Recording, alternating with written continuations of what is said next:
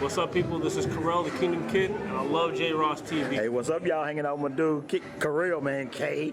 No, I was gonna say K, but we gonna call him by his full name, y'all, for the beginning of the interview, man. But he in town right now, man. We up at the pageant, man. He with Jagged Edge playing bass tonight, man. Key bass, synth.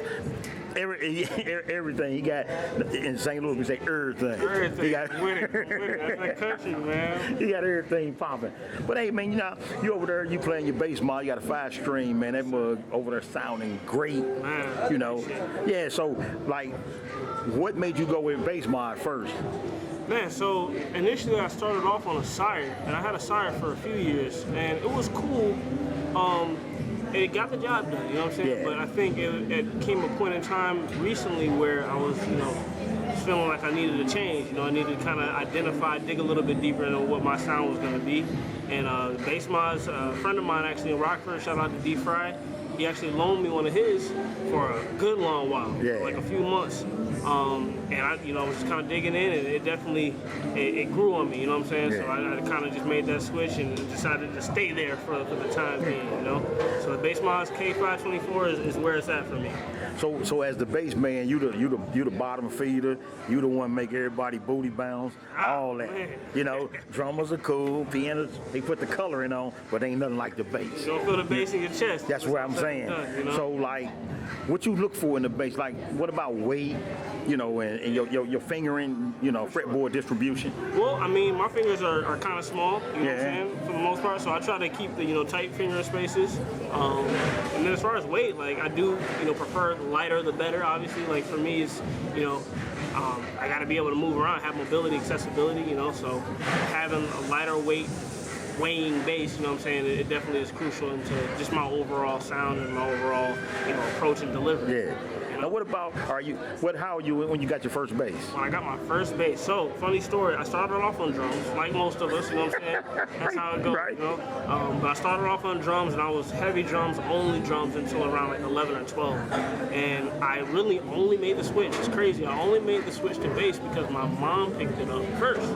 So she was playing acoustic, just trying to fill a space, in our church, our home church. And then they asked her to, if she would consider playing bass, and she did.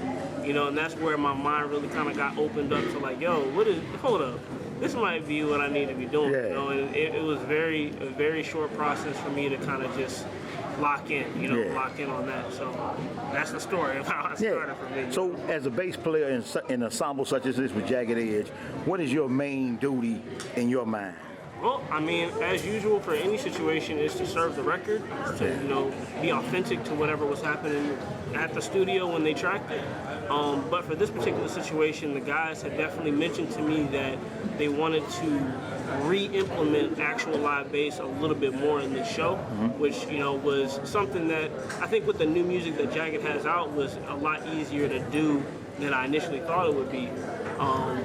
But it was definitely a process of just kind of figuring out what would work and what wouldn't work. And those rehearsals, those first few rehearsals, definitely we just knuckled down and figured out what was going to make sense. You know what I'm saying? So definitely was the mindset basically for me. Yeah. So coming up, for the young cats coming up, did you have like a certain practice regiment you did, or scale learning and all that to get yourself prepared for this? I mean, you can never go wrong with the major, minor scales. Pentatonic is that's a good starting point. And that's really how I started. You know what I'm saying?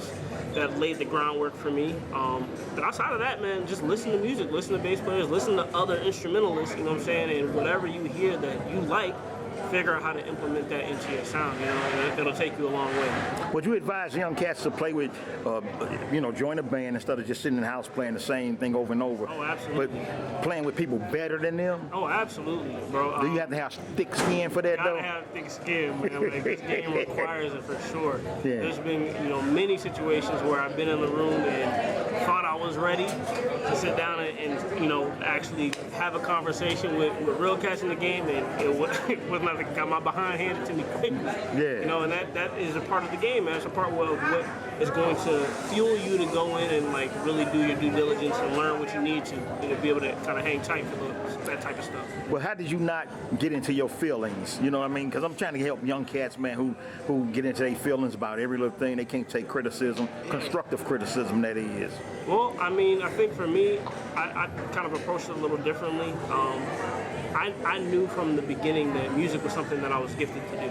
You know, so I knew that this is a calling that I had, that God had put on my life early. You know, so with that being the case, I knew that there would be, you know, opposition maybe, but more so just opportunities to get offended or whatever like that, that would be presented to me to basically, you know, throw away the gift, you know? So just kind of having that understanding that this responsibility and this gift is a responsibility, you know, it's kind of what has fueled me to be able to push through some of those difficult times, and times that I felt like quitting, I knew I couldn't, because it's like, yo, this is what you are supposed to be doing right now. That's something, man. That's what it is, man. Hey, now, like, what's the feeling you get, man, like when you come out, crowd going crazy, man, your spirit energized, man? What that feel like for the folks like me and millions others who will never get a chance to feel that feeling? Oh, man, first off, never say never, because you never know what got it. No, I ain't carrying no amplifiers. I ain't carrying no bass, nothing.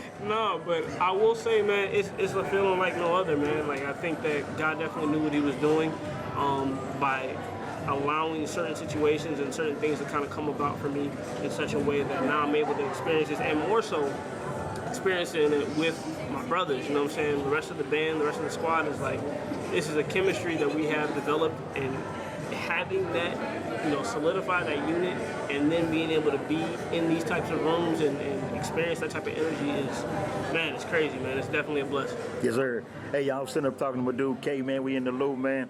Coming up on dinner time, man, and they got to bounce about 8:30, so I ain't gonna hold them long, man. So I'm just gonna let them give y'all the information where y'all can contact him, and you can ask him your own personal questions on how to be a premier bass player, you know, playing the world tour.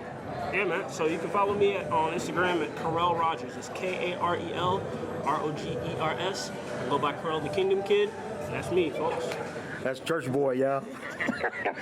Holy Spirit activated. All right, y'all. This boy J. Ross, man. We 12 million strong, man. Broadcasting from the Lou, making it do what it do. My boy K in the Lou. We gonna let them bounce, y'all. We out. Peace. Peace.